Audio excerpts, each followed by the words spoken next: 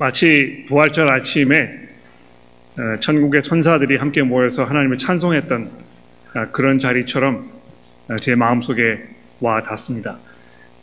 준비하시느라고 수고하신 우리 음악 합창단 여러분들에게 교회를 대표해서 깊은 감사의 말씀 드리고 저희들에게 좋은 찬양으로 격려해 주셔서 특별히 감사합니다.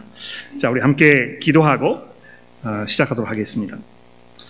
하나님 아버지, 오늘 이 시간에 이 에베소서의 말씀을 통하여 저희들에게 다시 한번 하나님의 그 은혜를 베풀어 주시고 우리가 이 땅을 살아가는 데 있어 필요한 하나님의 그 은혜와 또 영적 힘을 이 시간 저희들에게 베풀어 주옵소서. 예수 그리스도의 이름으로 간절히 기도합니다. 아멘. 부활절을 맞이해서 오늘은 이 예레미야 시리즈를 잠시 멈추고 이 부활의 의미에 대해서 잠시 돌아보는 그런 시간을 가지려고 합니다. 우리 김민수 교우님께서 봉독해 주신 이 에베소서 2장의 말씀을 우리가 살펴보려고 하는데, 특히 이 중에서 이 4절부터 6절의 말씀을 다시 한번 살펴봅시다. 긍휼이 풍성하신 하나님이 우리를 사랑하신 그 큰 사랑을 인하여 허물로 죽은 우리를 그리스도와 함께 살리셨고, 이는 너희는 은혜로 구원을 받은 것이라. 또 함께 일으키사 그리스도 예수 안에서 함께 하늘에 앉히시니.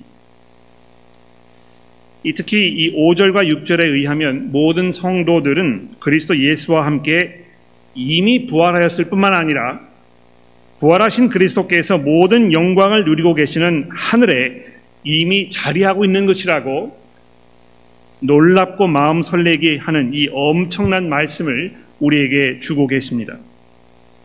허물로 죽은 우리를 그리스도와 함께 다시 살리셨고, 또 함께 일으키사 그리스도 예수 안에서 함께 하늘에 앉히시니. 자, 근데 이 하나님께서 이 두 구절을 통해서 말씀하시는 이 사실을 우리가 좀 더 깊이 이해하기 위해서는 이 봉독된 말씀 좀 이전인 1장 19절까지 되돌아가야 하지 않을까 생각합니다. 제가 성경 봉독하시는 분에게 부탁을 드리지 않았습니다만 1장 19절부터 23절까지를 제가 한번 봉독해 드리려고 합니다. 여러분 성경을 가지고 계시니까 직접 이 부분을 좀 찾아보시기를 바랍니다. 이 굉장히 중요한 부분이라 생각이 되는데 잘 들어보십시오. 에베소서 1장 19절입니다. 그의 힘의 위력으로 역사하심을 따라 믿는 우리에게 베푸신 능력의 지극히 크심이 어떠한 것을 너희로 알게 하시기를 구하노라.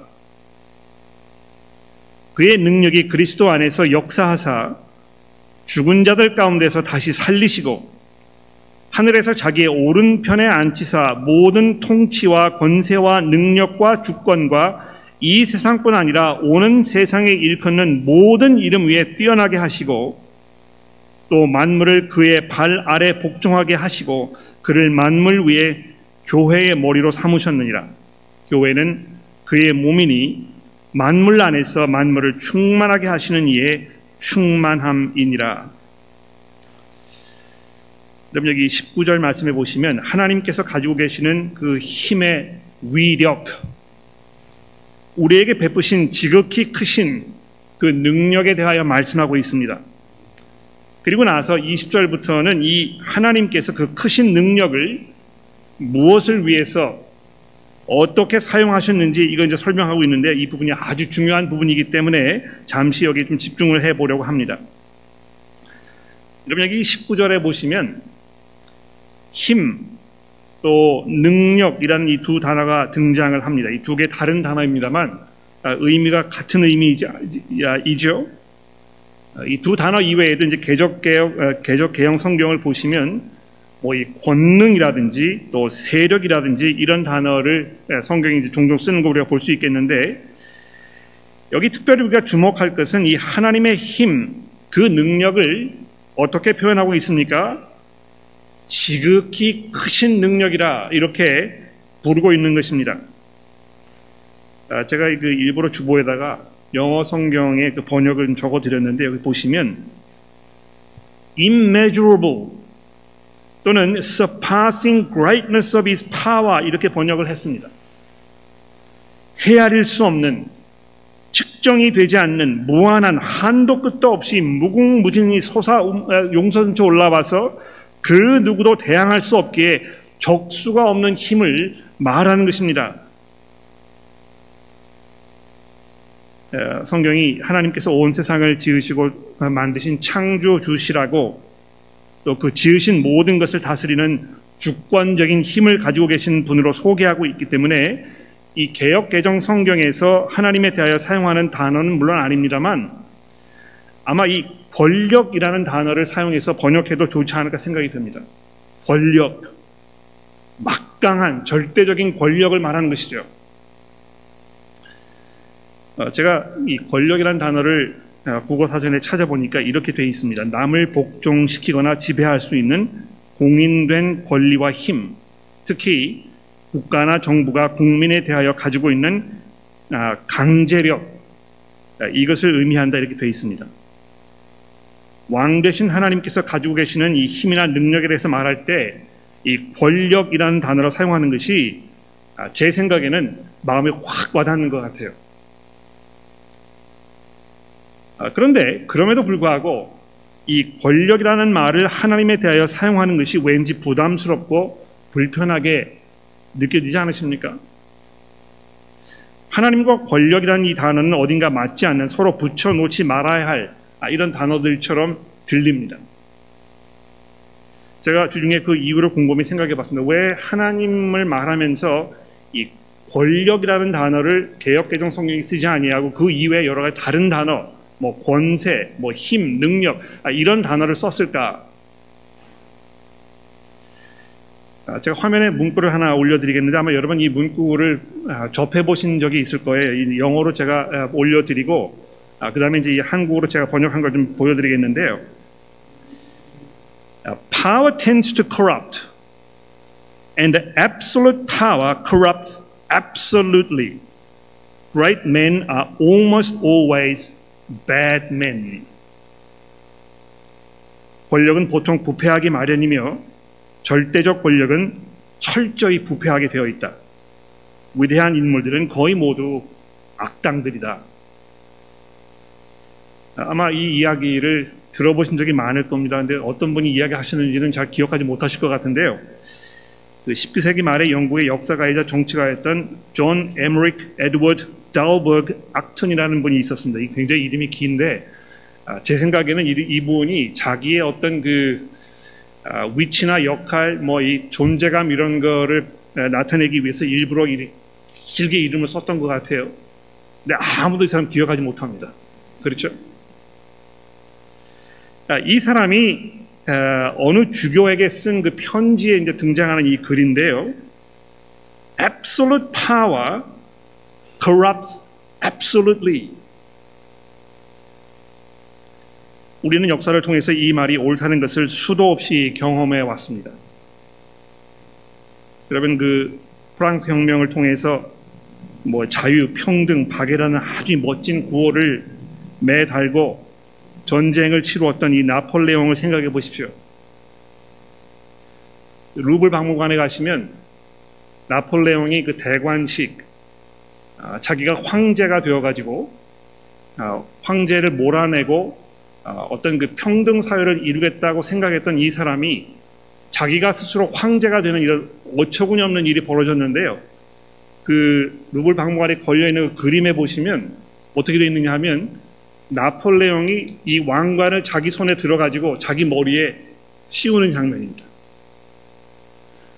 보통 대관식을 하게 되면 이 왕의 머리에 왕관을 씌우는 일은 어떤 그 종교적인 그 권세를 가지고 있던 대주교라든지 이런 사람들이 이제 이거를 씌웠는데 다 필요 없고 내 스스로 나의 권력을 내 힘으로 쟁취했으니 내가 황제가 되겠다 하는 의미로 자기의 손을 들어서 이 머리에다가 왕관을 씌웠다는 것입니다.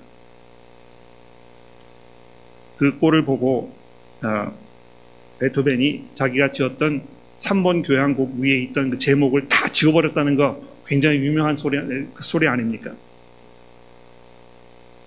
존 F. 케네디 대통령은 젊음을 대표하는 시대의 정치인으로 혜성과 같이 등장해서 온 세계를 열광시켰습니다만 그의 그 난잡한 사생활은 그의 아내였던 이 제클린 여사에게 말 그대로 악몽이었던 것입니다. 현재 러시아의 모든 권력을 쥐고 있는 푸틴이나 중국의 권력자인 시진핑, 그들이 자신의 권력을 연장하기 위해서 어떤 일을 저지르고 있는지를 생각해 보십시오. Absolute power corrupts absolutely. 그런 면에서 이 미국의 헌법을 제정한 토머스 제퍼슨이나 또 그 밖에 여러 창시자들은 미국 헌법의 가장 중요한 역할로 뭘 정해놓은 것입니까? 권력 분립, separation of power. 이거를 그 미국 헌법의 중심으로 놓았다는 글을 제가 읽어본 적이 있습니다. 인간의 기본적인 성향, 자기의 욕심과 야망을 최우선시하려는 이 이기심은 물론이요, 그 권력을 한번 손에 쥐게 되면 그것을 영원히 유지할 수 있을 것이라는 이 망상 속에 사는 그 어리석음을 잘 알고 있었기 때문에, 그래서 어떤 특정한 한 사람이나 정부의 한 기관에 모든 권력이 집중되지 못하도록 이 제도적 장치를 마련하는데 이들이 주력했다는 것입니다. 굉장히 현명한 일이죠. 그렇지 않습니까? 이 인본주의전 민주주의의 개념에 익숙한 현대인들에게 근데 이것은 아주 생소하고 또 이상하게 들리는 그런 성경의 가르침입니다. 하나님께서 모든 권세를 다 가지고 계신다. Absolute power.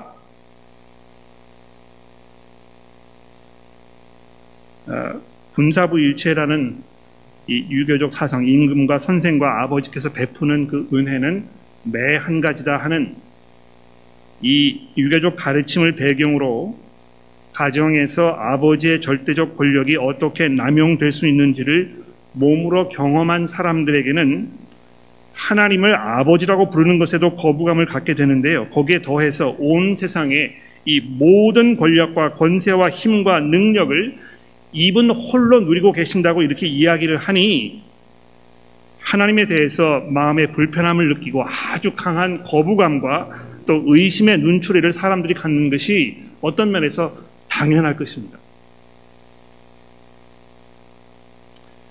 그런데 하나님께서 그의 그 크신 능력을 무엇을 위해서 어떻게 사용하셨는지를 설명하고 있는 이 20절 이하의 부분을 잘 들어보십시오.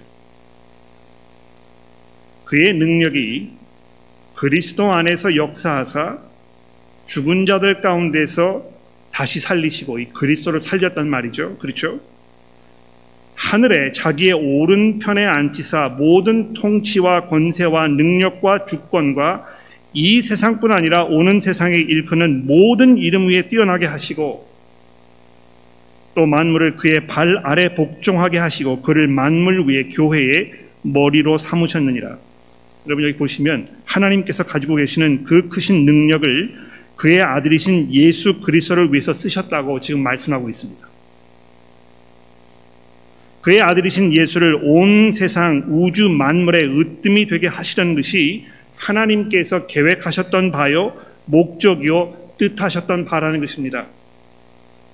우리가 알고 있는 이 절대 권력자들이 자기의 힘을, 자기의 안녕과 평화를 위해서 그 권세가 오랫동안 유지될 수 있도록 남용했던 것을 생각해 보면 하나님께서 그 아들을 위하여 이 권세를 사용하셨다는 이 성경의 말씀이 아주 신선하게 다가오는 것입니다.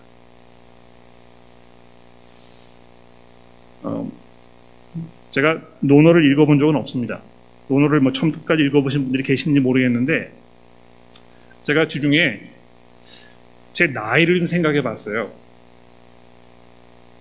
근데 그 재밌는 사실을 제가 주중에 알게 됐는데 공자 선생님께서 논어에서 이 사람의 나이에 대해서 설명하면서 이런 이야기를 하셨더군요.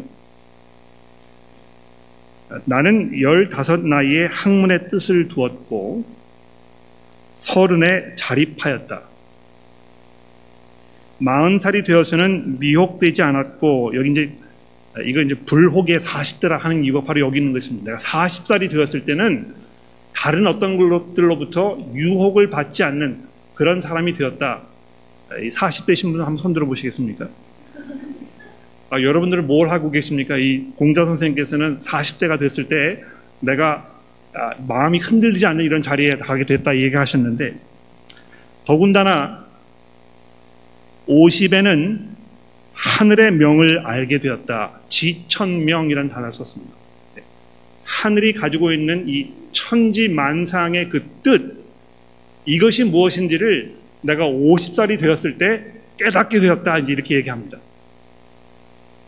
그리고는 60세를 뭐라고 부르는지 아십니까? 아시는 분 계세요? 이순이라고 이제 그러지 않습니까? 이순이라는 말이 이 귀에 거슬리지 않는 말이 이제 귀에 거슬리지 않게 되었다 하는 그 뜻인데, 이걸 제가 살펴보니까 남의 말을 듣기만 하면 곧 그 이치를 깨달아서 이해하게 되었다는 걸 말한다는 것입니다. 이 사람이 지금 뭘 이야기하고 있는지를 첫 몇 마디만 들어보면 다 이해가 돼가지고 이 사람의 의도라든지 뭐 이런 걸 다 이해하게 되었다는 것입니다. 그리고 나서 70살이 되니 내 마음 내키는 대로 살아도 법도를 넘어서지 않게 되었다. 공자 선생님이니까 이제 이렇게 말씀하셨는지 모르겠습니다만, 지천명, 이 천하의 이 온 세상의 그 뜻, 이것이 무엇인지를 내가 깨닫게 알게 되었다 이렇게 이야기했던 이 분의, 모르겠습니다. 이것이 자기에 대한 자신감인지 자기가 쌓아온 학문에 대한 어떤 그 확신인지 또는 대단한 어떤 오해인지 모르겠습니다만 하여튼 간에 그렇게 얘기했다는 것이죠. 이 자리에 50, 60이 되신 분들 굉장히 많이 계시는데요. 이 세상의 이치와 목적, 내가 존재하는 의미를 분명히 이해하고 계시고 그것을 다른 사람들에게 정확하게 설명하실 수가 있겠습니까? 한번 생각해 보십시오. 여러분의 손자나 여러분의 자녀가 아버지, 또 어머니, 할아버지, 할머니, 인생의 목적이 무엇입니까? 내가 왜 이 땅에 존재하고 있는 것입니까? 이걸 좀 설명해 주시는 분이 계셨으면 좋겠습니다. 이런 질문을 받으시면 여러 문장 말고요, 딱 한 문장으로 설명하실 수 있겠습니까? 제가 1분 동안 시간을 드릴 테니까 옆에 계신 분하고 짝을 지셔가지고요, 이 천명, 이게 뭔지 한번 설명해 보십시오. 여러분이 이해하고 계시는 천명이 무엇입니까? 시작.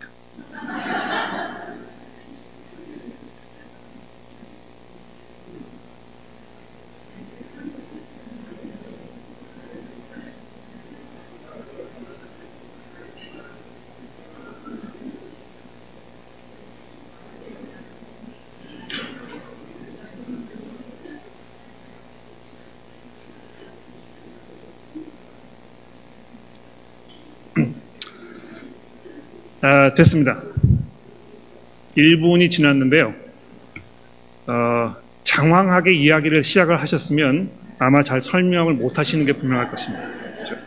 아주 간략하게 간단하게 한 문장으로 설명해봐라 했을 때 뭐라고 답하시겠습니까? 여러분 20절에 바울 사도가 뭐라고 말씀하시는지를 잘 들어보십시오. 하나님의 그 크신 능력이 그리스도 안에 역사하사 그리스도를 죽은 자 가운데서 다시 살리셔서 하늘에 자기 오른편에 앉히사 모든 통치와 권세와 능력과 주권과 이 세상뿐 아니라 오는 세상에 일컫는 모든 이름 위에 뛰어나게 하시고 또 만물을 그 발 아래 복종하게 하시고 그를 만물 위에 교회의 머리로 삼으셨느니라. 이것이 하나님의 천명이라는 것입니다. 이 온 세상에 있는 모든 만물들을 예수 그리스도 그분 앞에 복종하게 하시는 것, 이것이 하나님의 목적이고 하나님의 계획이고 이 세상을 만드신 이유이고 우리가 존재하는 이유라는 것입니다. 여러분과 제가 지금 왜 이 세상에 살고 있는 것입니까? 왜 하나님께서 여러분과 저를 이 땅에 태어나게 하신 것입니까?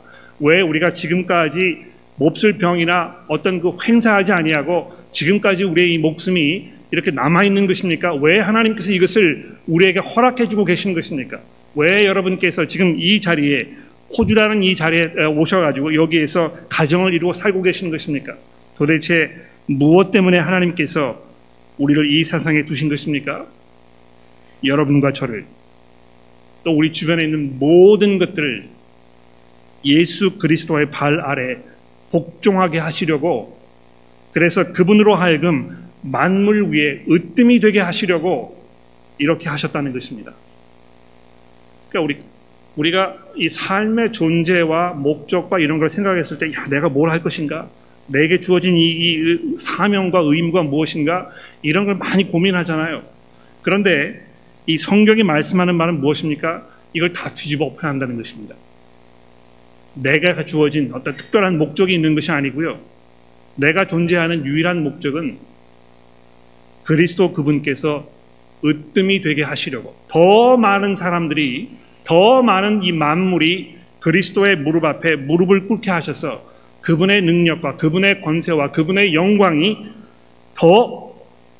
훨씬 더 늘어나게 하시려고 하나님께서 이 세상을 정해 놓으셨다는 것입니다. 그것을 가능케 하시려고 어떻게 하셨습니까? 예수를 죽은 자 가운데서 다시 살리시고 하늘에서 자기의 오른편에 앉혀 놓으신 후에 그분에게 모든 통치와 권세와 능력과 주권과 모든 이름 위에 뛰어난 그 이름을 그분에게 주셨다고 말씀하고 있는 것입니다. 제가 오늘 주일 모임을 시작하면서 로마서 1장의 말씀을 읽어드리지 않았습니까? 성령으로는 능력으로 그 아들을 부활하게 하셔서 하나님의 아들로 선포하셨다고 말씀하고 있는 것입니다. 왜 우리에게 부활이 중요한 것입니까? 첫째로는요, 바로 그 부활 사건을 통해서 정말 예수 그리스도 그분이 온 세상의 주인이심이 아주 확증되었다는 것입니다. 그분이 온 세상의 주인이시기 때문에 여러분과 저의 삶의 주인도 되시는 것입니다. 그런데 거기서 끝나지 아니하고 어떤 면에서 이제 이것이 이 부활절을 축하하는 우리 성도들에게 더 기쁘고 놀랍고 감사하고 감당하기 어려운 하나님의 은혜라고 생각이 되는데요. 뭐라고 되어 있습니까? 아까 읽어드린 이 4절 이하의 말씀에 보시면 이 긍휼이 풍성하신 하나님이 우리를 사랑하신 그 큰 사랑을 인하여 허물로 죽은 우리를 그리스도와 함께 살리셨을 뿐만이 아니고 또 함께 그분과 일으키사 그리스도 예수 안에서 함께 하늘에 앉히셨다고 말씀하고 있는 것입니다. 아마 이것은 우리가 하나님 나라에 들어가기 전까지 충분히 이해하기가 어려운 이런 말씀일 것 같은데요. 하나님께서 그 아들이신 예수 그리스도 그분에게 주셨던 그 모든 권세와 능력과 영광과 이 모든 것들이 그리스도 안에서 여러분과 저의 것이 되었다는 것입니다. 그것을 그리스도와 함께 누리게 하시기 위해서 죄와 허물로 죽었던 우리를 다시 소생케 하셔서 우리를 일으켜 하나님의 보좌 우편에 그리스도 안에서 함께 앉히셨다고 말씀하고 있다는 것입니다. 여러분, 이것이 웬 은혜입니까? 왜 하나님께서 이렇게 하셨습니까?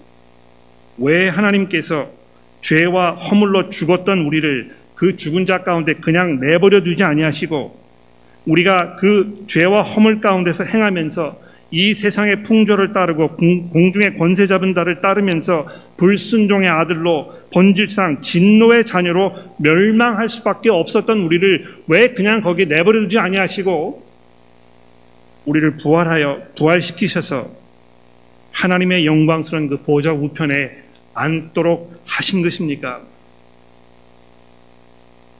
우리로 그리스도 안에서 이 하늘의 엄청난 능력과 영광을 동시에 누리게 하시려고 이렇게 하셨다는 것입니다. 여러분, 이 부활 사건이 얼마나 놀라운 사건입니까? 그저 단순히 우리가 영원히 죽지 않는, 소멸되지 않는 이런 육체적 삶을 계속 이어갈 수 있다는 이것만이 부활의 그 의미는 아닐 것입니다. 이 세상에서 사는 우리의 삶이 영원히 지속된다고 생각해 보십시오. 우리가 살면서 겪어야 하는, 우리가 지금 겪고 있는 이 모든 고통과 슬픔과 불안과 공포와 미움과 이 불의를 다 계속해서 평생토록 영원히 우리가 감당하는 삶을 살아야 한다면 차라리 죽어버리는 것이 나을 것입니다.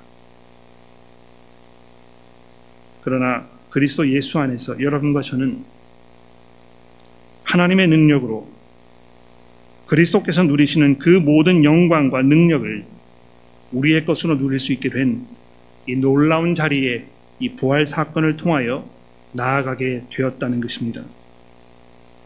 그래서 7절 마지막 절에 이렇게 얘기하죠. 이는 그리스도 예수 안에서 우리에게 자비하심으로써 그 은혜의 지극히 풍성함을 오는 여러 세대에 나타내려 하심이니라. 그렇습니다, 여러분.